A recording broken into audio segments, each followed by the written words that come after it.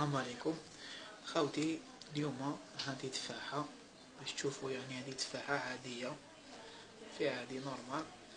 باش تشوفوا التفاح تاع الجزائر اللي يلحق لنا فيه مادة مخبية، ورانا نشوفوا فيها وانتوما هكذا عادية تشوفوا، بصح هي فيها تفاحة وفيها مشكل. دوك تشوفوا باللي هاد التفاحة فيها كوش تاع الشمع يديروها باش المسامات ما يتنفسوش والتفاحة تضايل يعني تشد بزاف.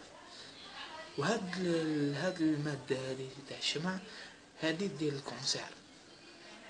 ها شوفوا خاوتي، وريلهم شوفوا ها، ما عليك شوفوا الشمع. خاوتي الشمع القشرة ما زالها، هاي هذيك القشرة، والشمع عليك ما طيع بالشمع. التفاح فيه شوفوا الشمع. ها ها وهي ما زالها باكو. هاي لك القشرة ما زالها. هاي خاوتي ها الشمع تشوفوا في هذا شمع. ها الشمع في التفاح ديك البلاد.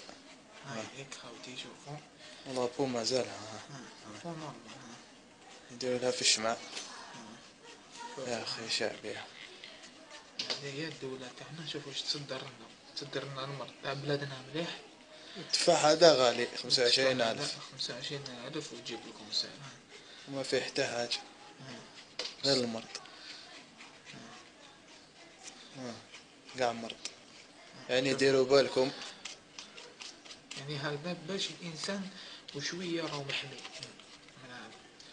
يعني النصيحه انه تفاحة بالقشره، قشروها قاع يديك. لا ما تاكلوش بالقشره. وحاجه ثانيه ردوا بالكم برك خاطر حنا درناها لكم باش تشوفوا باللي باش تيفيتيو قاع.